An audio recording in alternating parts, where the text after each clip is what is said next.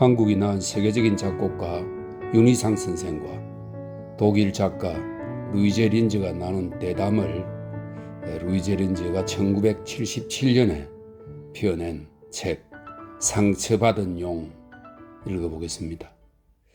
루이제 린즈가 질문을 또 윤희상 선생이 답변을 하는 형식으로 되어 있는데요. 윤희상 선생의 유년 시절부터 동베를린 사건에 이르기까지 전 생애를 직접 자신의 말로서 전해주고 있는 책입니다. 모두 6개의 장으로 구성되어 있는데요. 첫 번째 글, 한국에서의 유년 시절 읽어보도록 하겠습니다. 1. 한국에서의 유년 시절. 윤희상.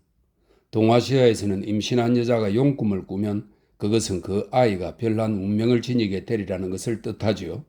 나의 어머니는 내가 태어나기 전 용꿈을 꾸셨지만 그것은 완전히 행복하기만 한 꿈은 결코 아니었어요. 내가 7살인가 8살이었을 때 어머니는 나에게 이야기해 주셨어요. 당신께서는 커다란 용을 한 마리 보셨는데 그것이 나의 출생지인 산청군 맞은편에 자리하고 있는 지리산 위에 걸려 있었다는 얘기였지요. 그 용은 산 위의 구름 사이에 누워있다가 날아갔지만 상처를 입어 하늘로 높이 올라가지는 못했답니다.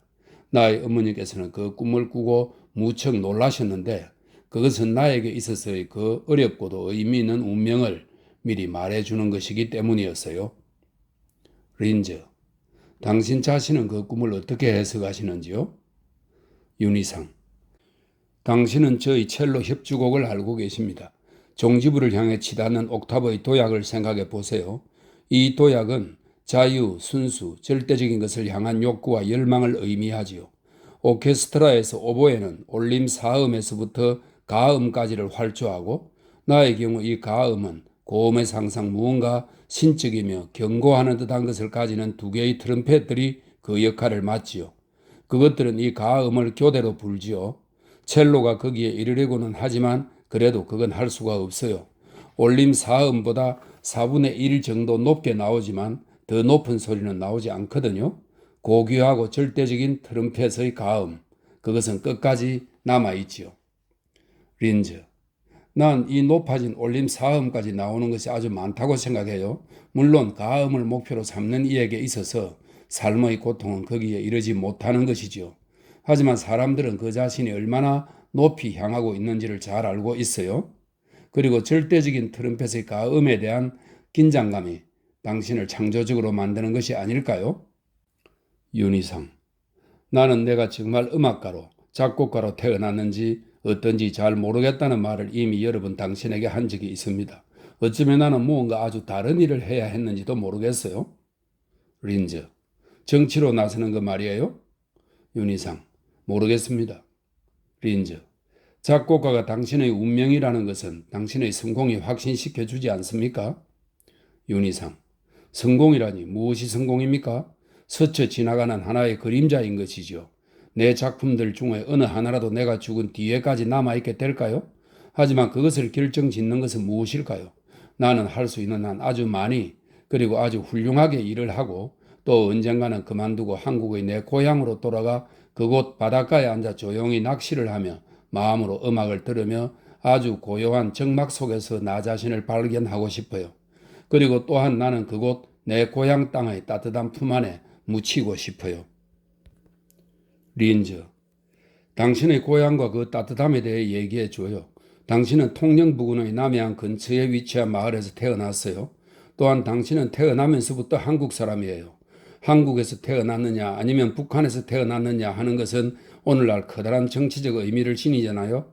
1917년 9월 17일 그 당시에는 어떠했나요? 윤희상. 하지만 그 당시에 한국은 분단되지는 않았죠. 린즈. 그렇지만 한국에도 남과 북은 있었어요. 독일에서처럼 어느 정도 윤리적인 차이나 기질의 차이가 있었나요? 윤희상. 그럼요. 그렇다고 할 수 있지요. 이북 사람들의 일부는 만주 출신이지요. 정열적이고 호전적이며 거친 민족으로 선천적으로 강인하고 진취적이고 조직적이에요. 우리 남쪽 사람들은 더 연하고 감정적이며 느긋하지요. 우리는 아름다움을 사랑해요. 특히 문학과 음악에 재능이 있지요. 사람들은 남남북녀라고들 말하지요. 어쨌든 우리는 개인주의자들이고 유미주의자들이지요. 린즈, 당신의 고향은 아름다워요? 나는 부산 근방의 지역을 알고 있어요. 소나무 숲들이 있는 언덕, 맑고 푸른 언덕과 어선들이 있는 만, 바위가 많은 강가, 많은 작은 섬, 부드러운 공기. 난 당신의 향수를 이해해요. 윤희상, 나는 3살 때 통영으로 갔어요. 이미 그곳은 당시 한 도시였어요. 반도이며 고지 위치에 있고 수산업 때문에 유명하죠. 내 기억으로는 그래요. 밤에는 별이 총총한 맑은 하늘과 바다 위에 떠있는 고깃배들과 배에서 배로 전해지는 어부들의 노랫소리, 그리고 아침에는 도시의 좁은 거리거리에 열리던 어시장, 광주리 속에 담겨있는 많고 많은 물고기의 무리들, 때로는 물고기 한 마리가 은빛 성광처럼 높이 튀어올라 바구니에서 길 위로 떨어지기도 했어요. 그리고 이런 시각 실려가기 전 물고기들은 땅 위에 놓여 있었지요. 그러면 사람들은 물고기 더미 사이를 걸어 다녀야 했어요. 우리에게는 전설적인 냄새를 풍기는 이상한 종류의 대구가 있었어요. 그곳의 바다는 무진장으로 고기가 많아요. 어쨌든 내가 어렸을 적엔 그랬어요. 린즈, 지금도 아마 그럴 거예요. 당신의 아버지는 어부가 아니셨지요? 오늘날 우리는 그분을 민간학자라고 말할 수 있지 않겠어요? 윤희상, 그렇게 말할 수 있겠지요. 우리 분파의 윤씨 집안은 정확히 말해서 중국에서 왔어요. 윤은 중국 성이지요. 윤씨는 37대 이전에 한국으로 이동해 왔어요. 린즈, 그건 집안의 고담인가요? 아니면 증명할 수 있는 역사에 기인한 건가요? 윤희상, 거의 모든 중국 가정과 한국 가정은 족보를 가지고 있죠. 동아시아 사람들에 있어서 자기가 어느 집안에 속해 있으며 누구 자손인가를 아는 일은 아주 중요해요. 2대나 3대 때의 모든 가부는 족보에 자기 대의 계도를 채워 넣어야 하는데 그것은 상자 속에 보관이 되고 커다란 집안 행사 때만 내보이지요. 우리 윤씨들은 아마 문화 기능을 띤 사절로서 한국에 왔을 거예요. 그 당시 한국은 중국의 정치적 문화적 영향력 하에 있었거든요. 그러나 그것은 일제하에 있었던 우리 세대에서와 같은 식민지는 절대 아니었어요. 자주적이기는 했지만 중국과 긴밀한 관계에 있었지요. 사람들이 오늘날 학술적 교류 관계라고 부르는 것이 그 당시에도 있었던 것이지요. 최초의 윤씨들은 어쩌면 그렇게 해서 한국으로 왔을지 몰라요. 윤은 중국말이에요. 우두머리, 통솔자, 지휘자 등을 의미하지요. 린즈, 당신의 이름도 역시 중국적이에요. 윤희상, 원래 이름은 이상이에요. 상은 뽕나무라는 뜻이고 유는 통솔자를 의미하기 때문에 내 이름은 원래는 거꾸로 되어야 하는 건데, 즉 윤희상은 뽕나무 위의 혹은 밑 아니면 그 옆의 지휘자라는 뜻이지요. 린즈, 그것은 무엇을 뜻하는 거지요? 윤희상, 나의 아버지는 중국 역사와 문학을 잘 아시는 분이었어요. 그래서 그분은 약 3000년 전 어느 나라의 대단한 철학자이며 정치가였던 이윤의 얘기도 알고 계셨어요. 그는 그 당시 중국의 일부는 전쟁과 자연재해로 피폐해졌어요. 임금이나 최고 대신조차도 그것이 얼마나 계속될지 알지 못했어요. 그때 임금은 정치에 관심이 있는 철학자 이윤이 어느 마을에 숨어 살고 있다는 소리를 들었어요. 그는 활동은 하지 않고 뽕나무 밑에서 잠을 자며 아주 쉽게 살아가고 있었어요. 임금은 이윤을 궁중으로 데려오라고 사신을 보냈죠. 하지만 이윤은 함께 오지 않았어요. 그러자 왕은 두 번째 사신을 보냈어요. 그렇지만 이윤은 자기의 뽕나무를 떠나지 않았어요. 그래서 임금은 직접 그에게로 가 나라를 구하는 것이 그가 해야 할 일이라는 것을 설득시키고 그를 데려왔어요. 그는 높은 관리가 되었죠. 그리고 그는 대단한 착상을 하나 하게 되었어요. 고치 속에 숨어있는 번데기들의 유충들이 뽕나무 위에서 살고 있다는 것과 그것들은 사람들이 이용할 수 있는 실을 생산한다는 것을 관찰해 보겠다는 것이었죠. 그는 온 나라에 뽕나무를 심게 했어요. 린즈, 그렇게 해서 누에치기가 시작되었군요. 윤희상, 그럴지도 모르지만 난 확실히 모르겠어요. 나의 아버지는 이 사람을 무척 좋아하셨고 그 때문에 그를 본따서 나의 이름을 붙여주셨지요. 린즈, 그 이야기는 시사하는 바가 많아요. 그걸 당신은 알고 계세요? 이유는 정치의 본래적인 소망에 어긋났어요. 그 운명이 반복되고 있어요. 당신 역시 당신의 바람과는 달리 이미 운명에 휘말려 들었어요. 윤희상, 우리 집안에는 일찍이 높은 관리들과 건축가들, 해군 장교들이 있었어요. 당신은 내가 학교를 다니던 통영의 그 큰 건물을 보셨겠지요? 그것은 약 400년 전에 건축되었어요. 그 건물을 지은 여러 사람들 중에 하나가 윤 씨였는데 그는 나의 정정정조부였지요. 아버지는 그 건물 안에서 내게 건축에 관여했던 사람들의 이름들이 씌워져 있는 표판을 하나 보여주었어요. 그 중에는 윤 씨들이 많이 있어요. 윤 씨에 관한 얘기가 하나 있는데 나의 정조부 때이죠. 그분은 해군 장교이셨어요. 그 당시로부터 수세기가 지난 후까지 한국은 외국에 대해 폐쇄되어 있었는데 유럽의 배가 최초로 우리나라 해안에 정박했어요. 그것은 현대적인 배였는데 일찍이 우리에게는 그런 것이 있지도 않았고 알지도 못했었지요. 린즈, 그와 동시에 당신네들은 이미 16, 7세기에 놀라운 발명들을 이루어 놓았지요. 불덩어리라고 불리는 일종의 수류탄과 천둥 화살을 내보낸다는 대포, 화차라 부르는 탱크, 거북선들, 무장한 잠수함들, 이 모든 것은 당신들을 보호하기 위한 것들이었지 공격을 위한 것들은 아니었다지요. 수세기 동안 당신네들은 정말이지 공격전은 결코 한 적이 없다더군요. 다만 여러 차례 습격을 받았을 뿐이라더군요. 그래서 당신네들은 초보적인 공학 상태에 머물러 있었고 서양은 당신들을 능가했었다지요.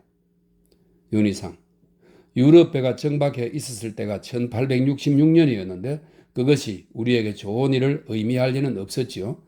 그 때문에 왕은 그 배를 침몰시킬 것을 명령했죠. 통영은 해군기지였어요. 그곳에서 사람들은 2명의 고급 장교를 선출했는데 그중 1명이 나의 정조부였어요. 그 2사람은 수십 명의 해군을 지휘했고 그들은 배 밑으로 잠수해서 배에 구멍을 뚫었지요. 용감한 행동이었어요. 린즈, 그리고 당신 조부께서는요? 그분은 무슨 일을 하셨나요? 윤희상, 결코 특별한 분은 아니에요. 그분은 토지를 소유하고 계셨어요.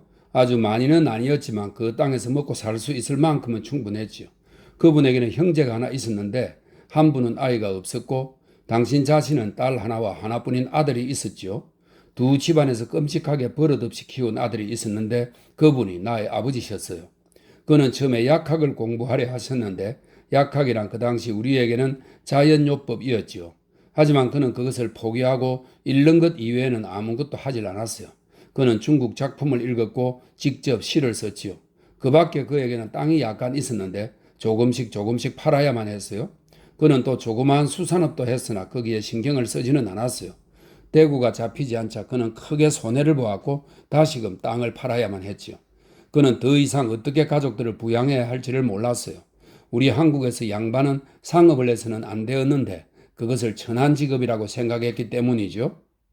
린즈, 양반이 뭐예요? 윤희상, 학자 전통이 있는 집안 출신의 선비예요. 양반은 아주 비난해졌을 때에도 여전히 점잖은 신사인 채로 있지요.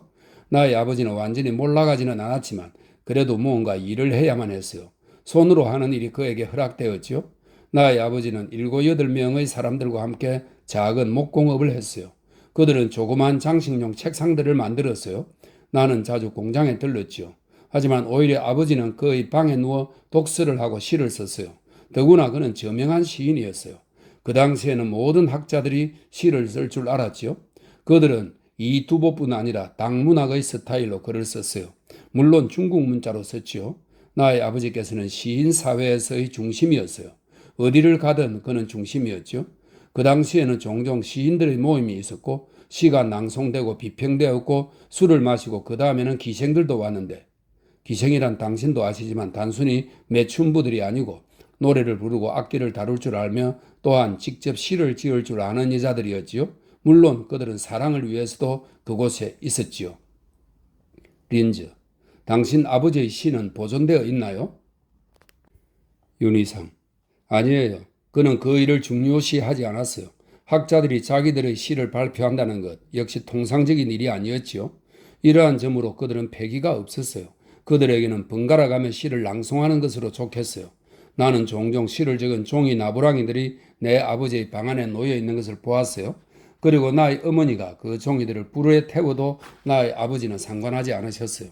또 나의 아버지는 시를 쓰셨을 뿐 아니라 달필의 판화도 만드셨지요. 그 당시 그의 그림들이 여러 건물에 걸려 있었어요. 린저, 당신은 장남이었지요. 그렇죠? 윤희상, 아버지의 두 번째 부인에게서 태어난 장남이에요. 첫 번째 부인에게서는 딸이 둘 있었고 두 번째 부인에게서는 세 자매와 나 그리고 나의 남동생이 있었지요. 남동생을 아버지는 무척 사랑하셨어요. 린저, 당신에게는 안 그랬나요? 윤희상, 네, 내게는 안 그랬어요.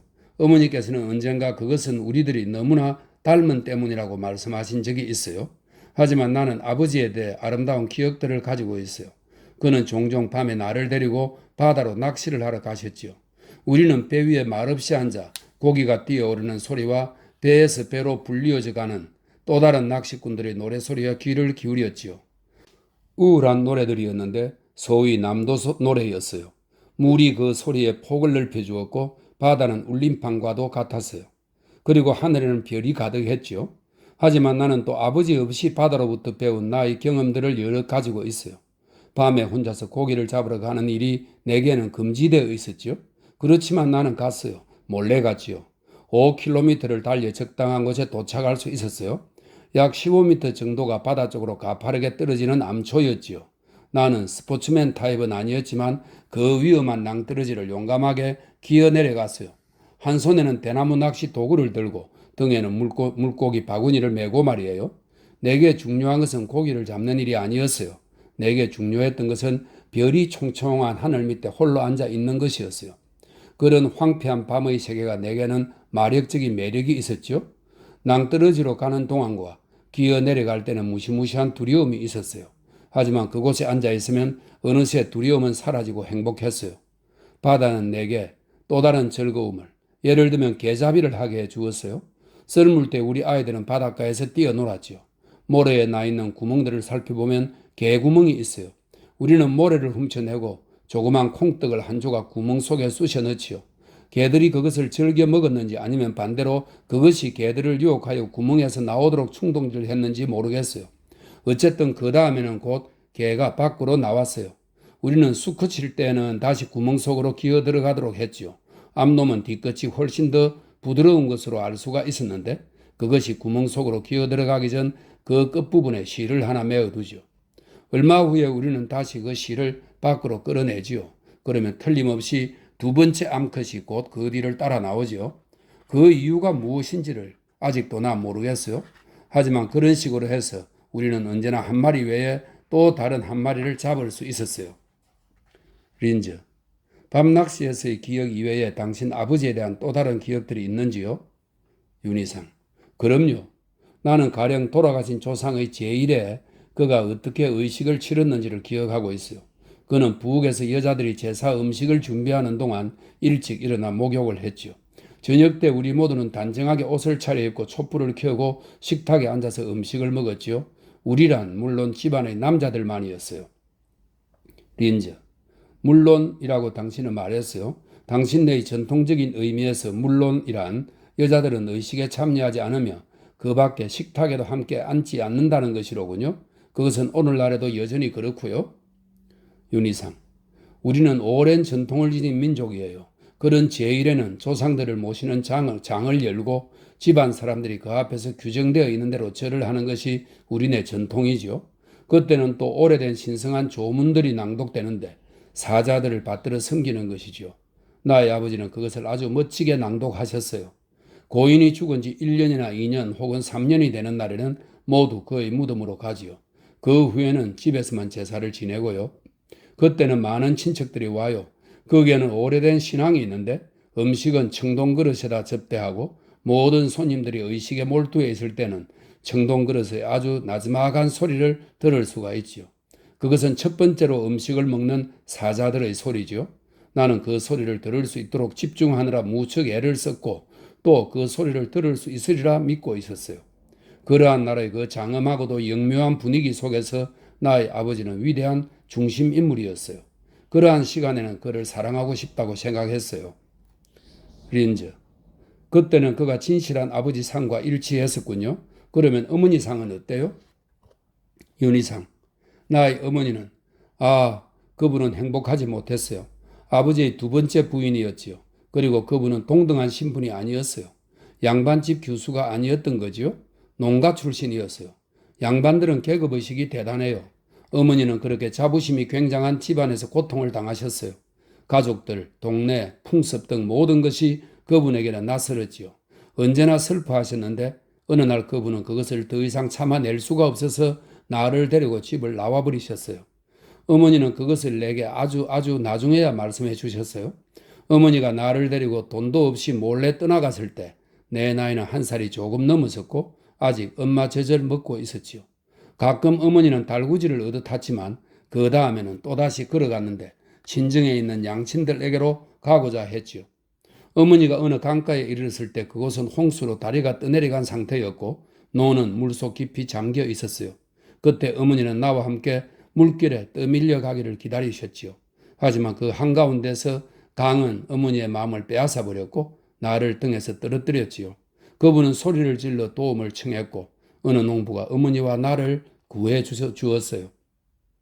린저. 나는 한국에서 부인이 그 남편에게서 도망을 하면 그녀의 친정집에서도 받아주지 않는다고 들었어요.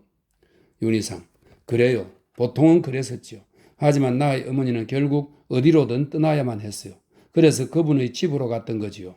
어느 날 아버지가 오셔서 어머니께 되돌아갈 것을 간청했고 어머니는 아버지와 함께 돌아가셨지요. 린저. 당신은 밤에 노래를 부르는 어부들에 대한 것이 당신의 가장 아름다운 기억들이라고 했어요. 또 다른 소리에 관련된 기억들이 있나요? 윤희상. 그럼요. 그것들은 우리 집 가해에 있었던 논들과 관계가 있죠. 봄에 들판에 물이 차 있을 때 논에는 수많은 개구리들이 있었어요. 밤은 개구리들의 외침소리로 가득했죠. 나에게는 그것이 외침소리가 아니었어요. 거의 정교하게 작곡된 다성의 합창이었죠. 한 목소리가 시작을 하면 또 다른 목소리가 노래를 하고 그리고는 갑자기 높은 음과 중간 음과 저음이 어우러져 합창을 시작하지요. 그리고는 갑작스럽게 침묵이 뒤따르고 그 다음에는 또다시 독창 음부가 시작되고 또 다른 음부가 노래를 부르고 다시금 합창이. 그렇게 밤이 지나갔지요. 낮에 부인네들은 논에서 노래를 불렀어요. 그들은 오래된 민요들을 불렀지요. 나의 어머니도 함께 부르셨는데 그분은 아름다운 목소리를 가지고 계셨지요.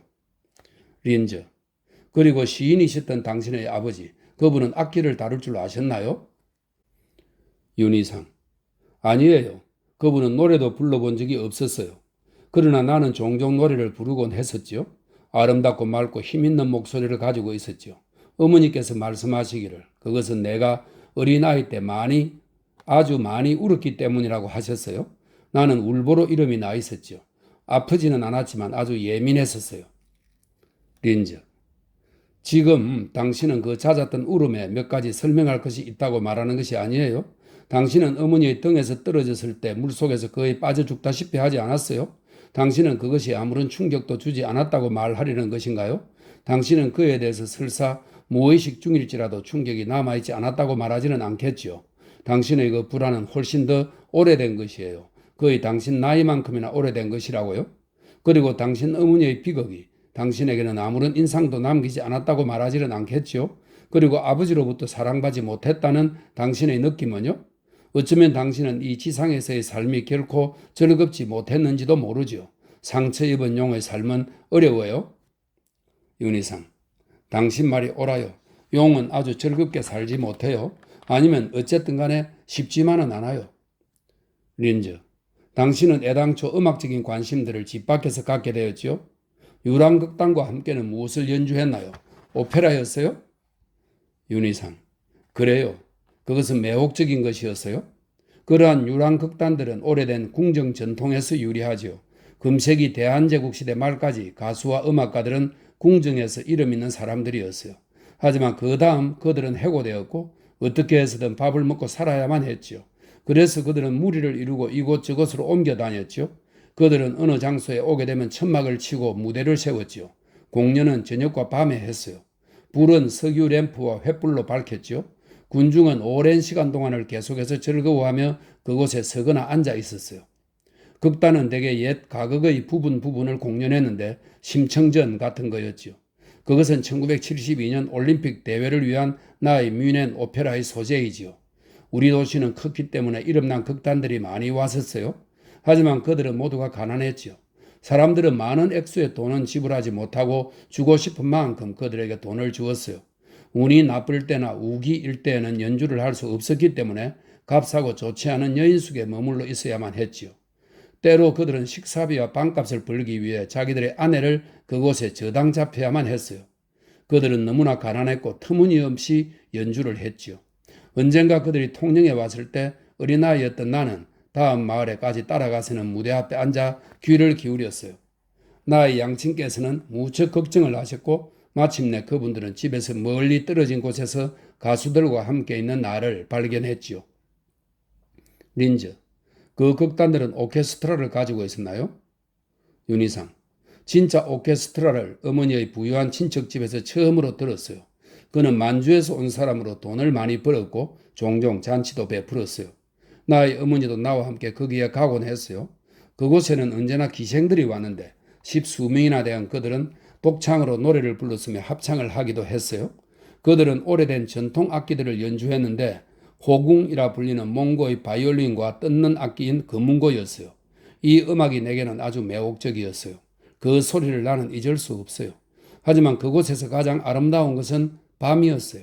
모든 만물이 잠들어 조용해지면 나는 노래소리를 들었는데 한 남자가 어딘가 멀리 떨어진 산 속에서 노래를 부르고 있었어요. 나는 매일 밤 그 소리를 들었는데 아저씨 집에 있을 때마다 그랬어요. 누가 그곳에서 노래를 불렀는지는 모르겠어요. 나 외에는 아무도 그 소리를 듣지 못했기 때문에 아무도 내게 그것을 말해줄 수가 없었지요. 그것은 초지상적으로 아름다운 목소리였어요. 린저, 어쩌면 그 소리는 당신 자신의 내부에 있었던 것인지도 모르지요. 윤희상, 그럴지도 모르죠. 그 후에 나는 그것을 거의 잊고 있었어요. 우리 통영에는 노천극장이 하나 있었는데 오광대로 유명했죠. 그것은 음악극장이었어요. 작품의 내용은 그 언제나 계급간의 갈등, 즉 양반과 하층 계급, 농부, 어부, 머슴, 상인, 포졸들 간의 갈등이었죠.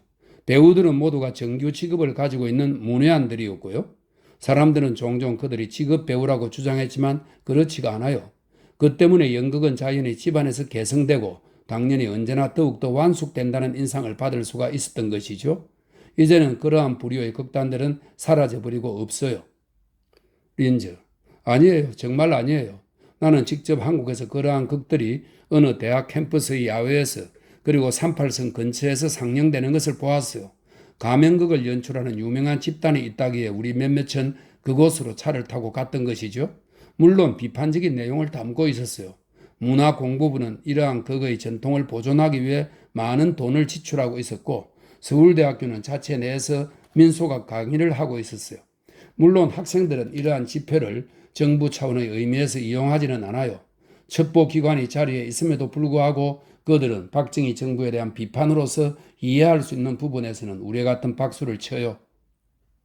윤희상, 더욱이 그러한 극들은 모든 한국적인 전통의 개성과 마찬가지로 일본에 의해 엄격히 금지되어 있었지요. 일본인들은 우리를 무력으로 일본화시키려 했어요. 나는 또 다른 아주 강한 음악적 인상을 하나 더 얘기해야겠어요. 당신은 작품 나모를 들어보셨죠? 나는 그것을 1971년에 썼어요. 내가 그 작품 속에서 음악적으로 표현한 것은 어린 시절의 경험이지요. 무당들은 대부분 여자들이었어요. 그들은 직업적으로 제사를 지내는 사람들이었는데 성직자와 의사와 마법사를 융합시킨 존재이지요. 사람들은 누군가 심하게 아플 때면 그들을 집안으로 불러들였는데 그들은 병을 치료하고 죽음을 몰아낼 수 있기 때문이죠. 사람들은 이미 죽은 사람들을 위해서도 그들을 불러들였어요. 나는 바다에서 익사한 선원이나 어부들을 떠내려 보냈을 때 사람들이 그들을 불렀던 것을 기억해요. 그들은 무당들이 도와서 구제해 주어야만 하는 불행한 영혼들이었죠. 거기에 있는 슬픈 사연들은 내게 중요하지 않았어요. 나를 매혹시킨 것은 그 형식이었죠. 무당이 올 때 그녀는 젊은 보조자를 함께 데리고 왔는데 그 중에는 남자가 있을 때도 있었죠. 하지만 주역은 언제나 여자가 맡았어요. 여자 무당들은 놀라울 정도로 화려하게 옷을 차려입고 단장을 했으며 장식을 달고 때로는 가면도 썼지요. 그들은 극장에서처럼 불을 밝혔고 자그마한 무대를 정원에 설치하고 청면 장치로는 천을 걸어두었어요. 그렇게 한번 판을 벌일 때면 많은 돈이 들었지만 사람들은 기꺼이 그 돈을 지불했어요. 인기 있는 무당일 경우에는 특히 그랬지요. 언제나 많은 구경꾼들이 왔었어요. 그것은 사흘 낮, 나흘 밤이 걸렸지요. 때때로 오전에는 휴식이 있었고 그때 무당은 잠을 잤으며 그 다음에는 또다시 그 일을 계속했어요. 무당은 여러 시간 동안 계속해서 노래를 불렀어요. 주요 줄거리는 단순한 것이었지만 노래들과 서사적인 이야기들, 기도들만은 중요했지요. 리듬은 일반적으로 알려져 있는 기본 구조에 따라서 즉흥적으로 만들어졌어요. 어릴 때 나는 이러한 노래들을 시시각각으로 들었어요. 그것은 그림과 소리로서도 아주 훌륭했죠. 무당은 무아와 황홀 상태에 있게 될 때까지 노래를 더해갔어요. 나의 작품 나모에서 나는 이러한 초기의 인상을 현대적인 음악용어로 바꾸어 놓았지요. 하지만 나의 또 다른 작품들 속에서도 사람들은 어린 시절의 나의 청각적인 인상들의 분명한 흔적을 찾아낼 수가 있어요. 얼마간의 고통에도 불구하고 내게는 사실상 아름답고 풍요로운 유년 시절이 있었다는 것을 당신은 알고 있지요. 또 다른 것이 생각나는군요. 용의 성천이에요. 그때는 겨울이었고 1월이었어요. 서울이 영하 10도나 20도일 때도 해양기후인 남해안은 춥지 않아요. 그때 그곳에는 동백꽃이 피는걸요. 또한 1월에는 연축제가 있었지요. 연날리기는 여기 독일에서처럼 아이들을 위한 놀이죠. 이러한 연들은 모두가 예술작품으로 크기가 크고 무게가 아주 무거워 혼자서는 그것을 옮길 수가 없을 정도예요. 그리고 연을 날리는 사람들, 그들은 전문가여야만 해요. 연 날리는 사람들은 해안가의 자리에 있는 언덕 위에 한 무리씩 서 있었지요. 해풍은 연들을 높이 그리고 멀리 날려보냈어요. 연줄은 종종 1000m 이상의 길이었고 그렇게 해서 연은 몇 킬로미터까지나 멀리 날아가지요. 그때 중요한 것은 자기의 연을 높이 띄우는 것뿐만 아니라 자기의 연줄을 가지고 다른 사람의 것을 자르는 것이에요.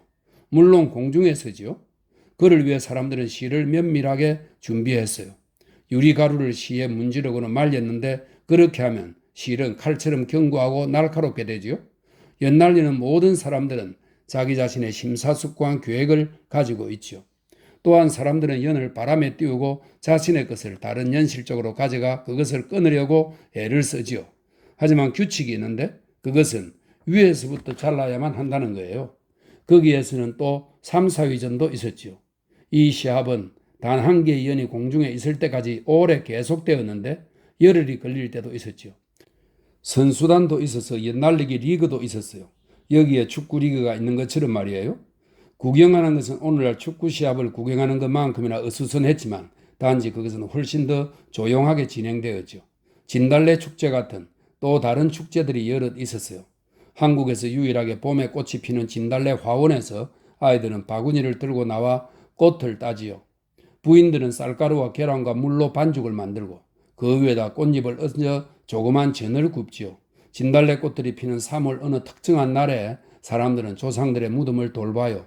이런 날은 모든 거리거리가 진달래 전이 구워지는 작은 가게들로 가득했지요. 린저 4월 초팔에는 수천 개의 연등축제가 있지 않았어요? 그리고 지금도 있지요? 윤희상 그렇지요. 그건 4월에 있어요. 나는 아이 때 미륵산 기슭에 있는 절에서 축제를 경험했어요. 그때는 수천 개의 제등이 걸리게 돼요. 밤새 등불이 밝혀지지요. 제등 뒤에는 기원의 말들과 그림들이 색칠해져 있었어요. 모든 사람들이 밤새우기도 해요. 절에서 성녀들의 노래소리가 은은히 울려 나오고 절 주변에서는 참배자들이 노래를 불러요. 또 하나의 연등축제가 있어요. 원래는 학교 축제였는데 일종의 행사였지요. 하지만 소리가 아주 나직했어요. 학생들이 종이 등을 들고 행렬을 이루었지요. 큰 학생들은 큰 등을 들고 아이들은 작은 것을 들고서 추수가 끝난 논을 밤새도록 지나가지요. 그때는 아무 일도 일어나지 않아요. 걷고 또 걷고 등불들이 점차 꺼지고 마침내 단 하나만 남을 때까지 걷지요. 밤에 불들이 하나하나 차례로 꺼져가는 광경은 잊혀지지 않을 만큼 아름다워요. 다른 것이 또 하나 있었는데 완전히 침묵하는 행사였어요. 어느 정해진 날 밤 보름달이 떴을 때 사람들은 좁은 다리 위를 걸어가지요. 아무도 말을 해서는 안 돼요. 1000번이나 다리를 횡단하고 동시에 무언가를 소망해야 해요. 그리고 만일 다리 위를 1000번 오고 갔다면 그 소원이 이루어지지요. 하지만 가장 멋진 축제는 봄축제였어요. 우리 도시 주위의 정원과 언덕들은 편도나무와 벚나무로 가득했는데 봄에 그것은 하나의 꽃바다였어요. 미륵산 기슭이 그랬고 그 산등성이도 그랬어요. 산위에는 절이 하나 있었는데 400년 정도 된 것이지요. 5월 어느 날 도시의 모든 사람이 남녀노소 할 것 없이 모두 옷을 잘 차려입고 부인들과 소녀들은 머리에 꽃을 꽂고 그곳으로 가는데 많은 사람들이 모래시계 모양의 조그만 장고를 목에 걸고 그것을 두드리지요. 그렇게 장구치고 노래하며 그들은 꽃 화원을 통과해 절 쪽으로 올라가지요. 가게나 상점은 없지만 그곳에서는 곡주를 마실 수 있어요. 분위기는 언제나 더 유쾌해지기 마련인데 특히 술을 마셨을 때 그렇지요. 그렇지만 난동을 부리는 일은 결코 없었어요. 우리에게 있어서 이러한 축제들은 아름다운 것이었을 뿐 아니라 일본 점령 시기에는 중요한 역할을 했어요. 우리들은 침묵하고 참을 것을 강요받는 민족이었고 일본 사람들은 한민족을 완전히 일본화시키기 위해 그들의 특성을 빼앗아버리고자 했지요. 우리가 민족적 자의식을 잃지 않도록 그러한 축제들이 도와주었어요. 그 축제들은 말이 없는 강인한 정치적 반항의 표시이며 표현이었던 거예요. 갑자기 내가 오랫동안 생각하지 않았던 어떤 것이 기억나는군요. 원숭이 공연이에요. 그 당시에는 종족 중국 사람들이 알록달록 화려하게 옷을 차려입고는 원숭이를 데리고 왔었는데 그들은 원숭이들에게 실제로 원숭이 음악이라고 부르며 아주 오래된 존경할 만한 전통을 가지고 있는 음악에 맞추어 춤을 추게 했어요. 그건 이미 7세기에 중국에 소개가 된 것이죠. 그 다음에 그것은 일본으로 건너갔고 그곳에서 무연주 음악이 되었는데 높은 예술적 차원의 음악이기도 해요. 사루각구라고 하는데 말 그대로 원숭이 음악이죠. 우리 한국에서는 그것이 그런 식으로 발판을 굳히지 못하고 마을을 흥분시킬 때 따르는 음악이 되었어요. 피리, 장고, 그리고 오보에 비슷한 것을 사용하는 이 음악은 내게 강한 인상을 주었어요. 우리들이 말하는 가급적인 인상들이 또 있었는데 난 그것들을 아주 정확히 기억해요. 즉흥 오페라 공연이에요. 술집을 나온 한 남자가 거리에서 옛날 가곡 중에서 한 부분의 낭독을 시작하는 일이 종종 일어났어요. 그러면 또 한 남자가 다가가 거기에 속하는 부분을 노래 부르죠. 때로는 진짜 조그만 즉흥 오페라 공연이 이루어지기도 했어요. 우리의 음악성에 대한 개념을 위해 우리 마을에서 일어났던 일을 얘기해주고 싶군요. 한 부유한 쌀장수가 해안 부근의 어느 여인 속에서 머물렀어요. 보름달이 창호지 문을 통해 너무나 밝게 비치고 있었기 때문에 그는 잠을 잘 수가 없었지요. 갑자기 그는 먼 곳으로부터 들려오는 노래소리를 들었는데 기가 막히게 맑은 목소리였어요. 그 목소리는 보리움을 부르고 있었는데 그건 불교의 팔리어 캐논 중에 나오는 노래예요. 원래 대창으로 되어 있었지만 노래 부르는 남자는 분명 혼자였어요. 쌀장수는 잠시 동안 말없이 귀를 기울이다 더 이상 참을 수 없는 상황으로 치달아 벌떡 일어나서는 그 노래의 답창을 불렀어요. 먼 곳의 목소리가 다시 답을 했고 쌀장수가 또다시 그 위를 하고 그렇게 계속했어요. 그리고 노래를 부르며 그는 해안으로 가까이 갔지요. 거기에는 초라한 옷차림의 한 청년이 있었어요. 이곳에서 그렇게 기가 막히게 노래를 부르고 있는 당신은 대체 누구십니까? 하고 쌀장수가 물었어요. 청년이 말했죠. 저는 전라도 지방에서 왔는데 그곳에서 조그만 땅떼기를 소작했으나 그것으로는 너무나 어려워 여름 동안 이곳의 어느 농부집에서 고용살이를 할 수밖에 없었어요. 이제 고향으로 돌아가야 하는데 그것이 나를 슬프게 하는군요. 그래서 나를 위로하기 위해 노래를 불렀어요. 라고 말이에요. 쌀장수는 여인 속으로 함께 가자고 그를 초대했죠. 그곳에서 그는 술을 가져오도록 여주인을 깨웠어요. 물론 한밤중이었죠. 함께 노래 부르던 자신들의 사회적 지위의 다름도 잊은 채 그들은 형제처럼 친해졌어요. 두 사람 모두 음악가는 아니었지만 그 까다롭고 정교한 노래를 부를 수 있었던 것을 염두에 두어야 해요. 우리의 가장 음악적인 사람들은 전라도 지방에서 나지요. 린즈. 하지만 당신은 어린 나이로 학교에 들어갔는데 그건 어떤 학교였나요? 그리고 당신은 그곳에서 음악 교육을 받았나요? 윤희상. 물론 나는 5살 때 다른 아이들보다 좀 일찍이 학교에 갔지만 그 학교는 현대적이지 않았어요. 그런 학교도 있긴 있었는데 일본 사람들이 유럽식 교육 제도를 도입한 것으로 아주 새로운 교육 방식이었죠. 그러나 나의 아버지는 일본 사람들과 또 모든 현대적인 것들과는 적대적이었고 그 때문에 나를 사립학교로 보냈는데 그 학교는 고전적인 중국 전통을 따르고 있었죠. 나는 또한 중국어를 배워야 했는데 구어가 아니라 중국 글자였고 물론 천자문뿐이었어요. 나는 빨리 배웠고 7, 8세의 나이에 공자, 장자와 같은 중국 고전을 읽을 수가 있었어요. 물론 그들의 철학을 이해하지는 못했지요. 하지만 언제나 난 그것들을 읽었어요. 붓으로 중국 글자를 쓰는 일은 내게 커다란 기쁨을 주었지요. 특별히 그런 재능이 있다고 칭찬을 많이 받았어요. 고전 시들을 멋지게 베꼈을 뿐만 아니라 직접 쓰기도 했던 것을 기억하는데 물론 아주 판에 박은 듯한 것으로 가치는 없었어요. 3년간을 나는 이 학교에 머물렀고 그곳에서는 서법과 중국 문학과 철학만을 배웠지요. 린저, 음악은 안 배웠어요? 윤희상, 안 배웠어요. 노래 부르는 것조차도. 그 다음에는 아버지께서 나를 유럽식 수업을 하는 보통 국민학교에 보내셨어요. 그분 자신은 아직도 따은 머리를 하고 계셨고 나도 중국식 학교에서 그랬었는데 아버지께서는 그의 아들은 또 다른 미래를 위한 교육을 받아야만 한다고 생각하셨죠. 새로운 학교에서도 나는 한복을 입고 다녔어요. 그 당시 내 나이는 8살이었어요. 그 국민학교는 한중 스타일로 지어진 아름답고 오래된 건물이었는데 그것을 지을 때 나의 증조부가 관여하셨었죠. 아버지께서 나를 처음으로 그 학교에 데려갔을 때 나는 아버지가 선생님과 이야기하는 동안 대기실에서 기다려야만 했어요.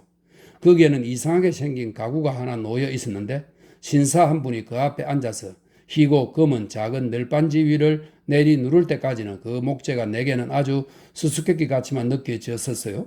거기에 음악이 있었어요. 린즈, 피아노예요? 윤희상, 아니에요. 기다려보세요. 나는 그 신사분이 나가자 그 물건 곁으로 살금거리며 다가가 연주하고 싶었어요. 하지만 소리가 나지 않았어요. 린즈, 그건 풍금이었군요. 그리고 당신은 밟아서 공기가 생겨나게 해야 한다는 걸 몰랐고요. 그렇죠? 윤희상, 그래요. 난 흥분해서 그걸 관찰하지 못했던 것이죠. 린즈, 풍금은 서양 선교사들을 통해 거기에 간 것이 틀림없어요. 그것이 또 당신에겐 서양 음악 소리와의 첫 번째 만남이었던 것이죠. 당신은 그 소리가 아름다웠겠죠? 윤희상, 아름다웠다고요? 아니에요.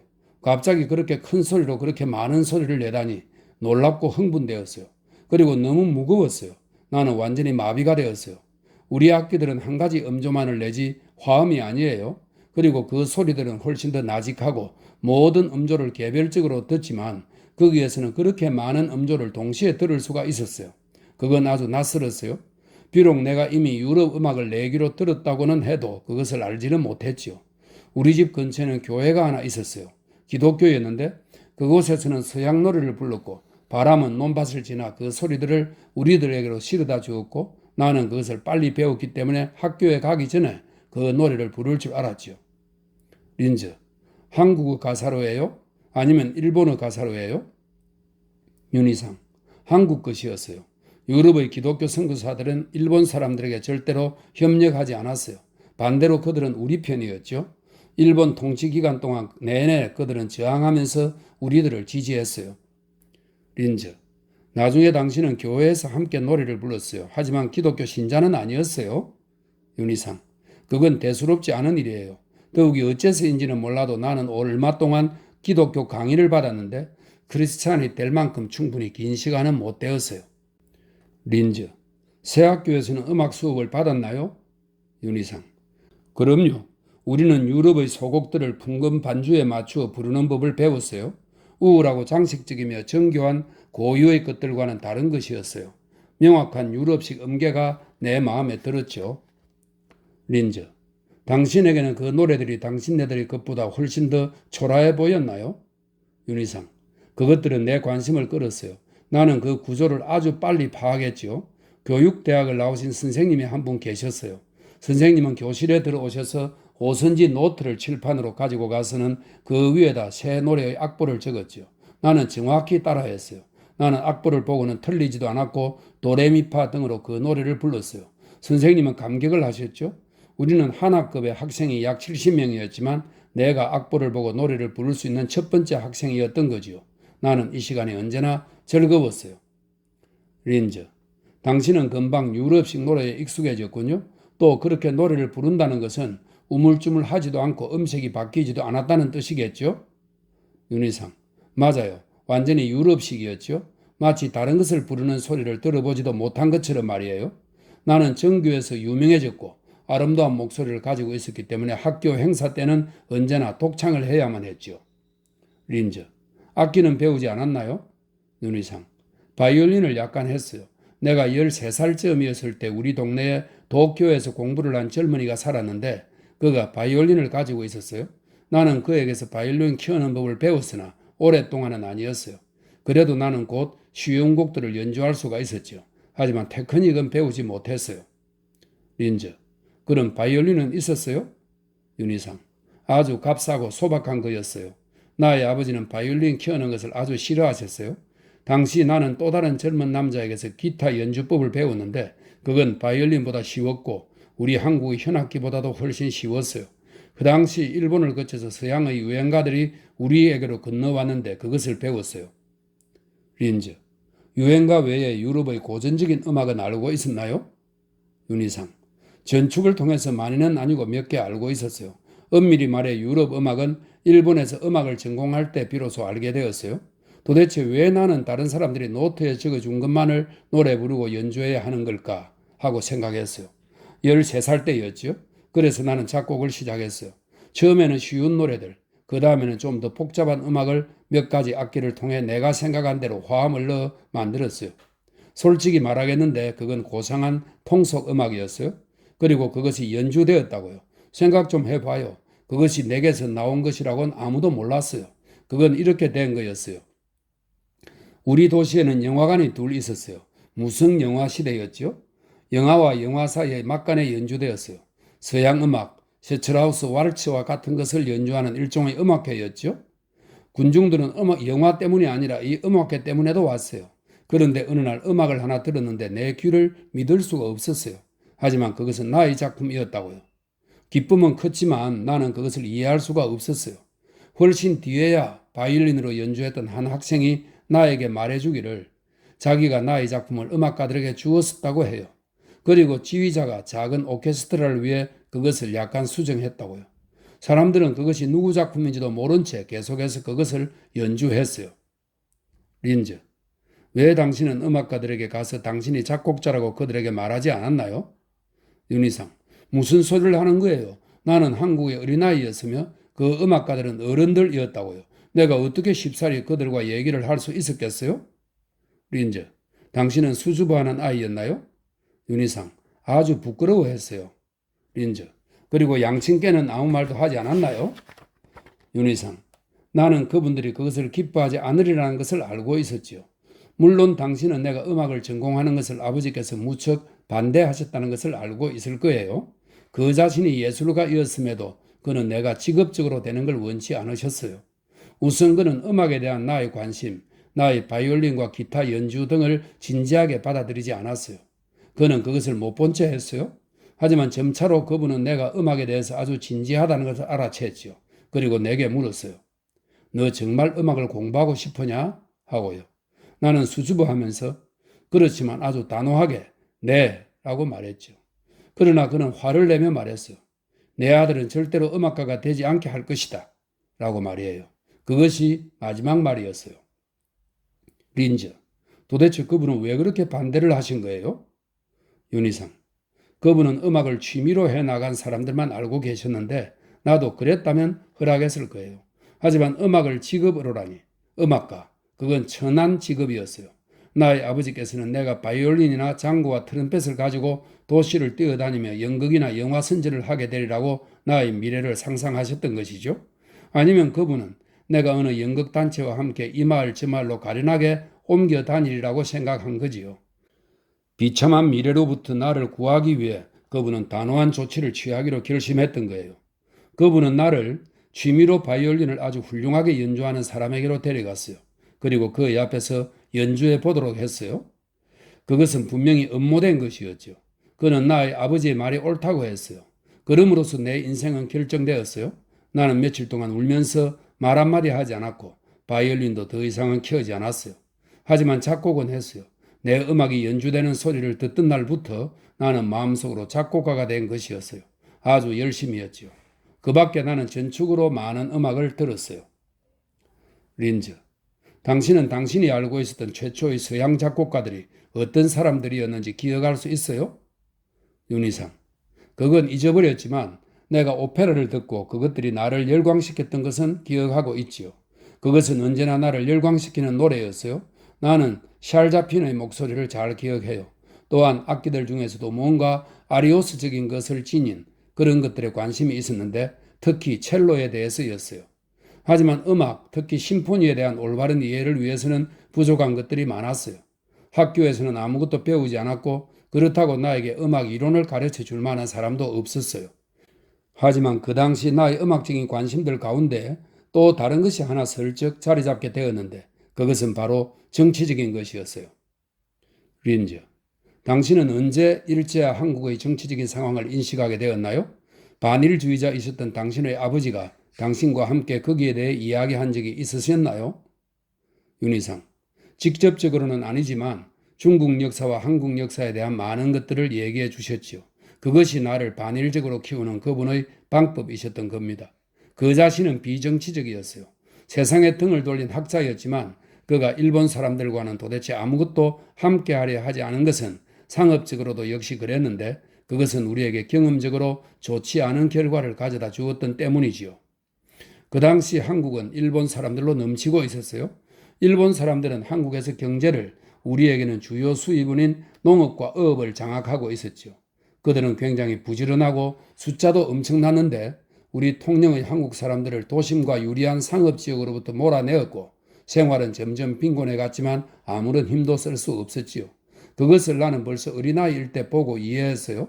일본 사람들에게 협력하는 이들, 특히 순사와 군인들을 제외하고는 당연히 한국인들은 반일적이었죠. 그들은 일본의 식민 지배가 어떻게 시작되었는지를 알고 있었고 일본 사람들이 그렇게도 잔혹하게 그들을 두드려 팼던 1919년 3.1운동을 겪었기 때문이죠. 그들은 그것을 결코 잊지 않아요. 통영의 젊은이들 사이에는 두 패가 있었는데 한쪽은 무력적인 혁명적 파로 일본에 대한 새로운 한글을 희망했어요. 또 한쪽은 민족적이었으며 독립적인 문화를 끈질기게 강요함으로써 민족의식을 강화시키고자 했어요. 두 그룹 모두 아주 적극적이었는데 각각 그들 나름의 방법이 있었죠. 통영은 교육도시가 아니어서 정치적으로 활동하는 학생들은 없었고 노동자들, 농민의 아들들, 그리고 학자들이 있었죠. 저항은 아주 진지하고 위태로웠어요. 젊은 한국 사람들이 일본 순사들에 의해 체포되었어요. 그 다음 1919년의 그 대대적인 민족 항거가 있었어요. 나는 종종 공동묘지에 여기 죽은 자는 용감한 자유투쟁가였으며 일본 사람들에 의해 살해되었다는 것을 얘기해주는 비석의 비문을 일본 순사들이 끌어내는 것을 보았던 기억이 나요. 하지만 1919년 항거 후에 한국 사람들은 정치활동의 중점을 문화면으로 옮겼어요. 그리고 그때 내가 무엇을 하고 있는 건지 전혀 알지도 못하면서도 거기에 참여했었죠. 언제나 시위를 준비하는 무리들이 여럿 있었어요. 아이들이 이리저리로 쫓아다니며 소식을 전달했는데 사람들은 그들을 의심하지 않았어요. 아이들은 또 비밀 도서실에서 책도 가져올 수 있었는데 금지된 책들, 우리의 민족의식과 우리들의 자유의 의지를 강화시켜주는 그런 책들이었어요. 물론 그런 책들은 사설 도서관에 더 많이 있었지요. 거기에는 우리 도시의 역사와 밀접하게 연결되어 있는 이순신 장군의 이야기가 있었어요. 그는 400년 전에 살았었는데 많은 일화와 역사들이 그의 용감성에 대해서 이야기해주고 있었지요. 그것들은 구전돼 오다가 나중에 기록되었어요. 이 자유의 영웅이 우리들을 감격시켰어요. 우리는 그가 살았던 도시에 사는 것을 자랑스러워했으며 그에 관한 많은 이야기를 했지요. 그 여러 해 동안에 나는 나의 나라를 의식을 가지고 사랑할 줄 알게 되었어요. 린저, 하지만 당신은 나중에야 비로소 활발하게 활동하게 되었잖아요? 윤희상, 몇 년 후의 일이었지요. 네, 이로써 한국에서 유년 시절의 글은 끝이 났습니다. 윤희상 선생의 어린 시절과 또 통영의 옛 모습을 잘 알 수 있게 해주는 글이네요.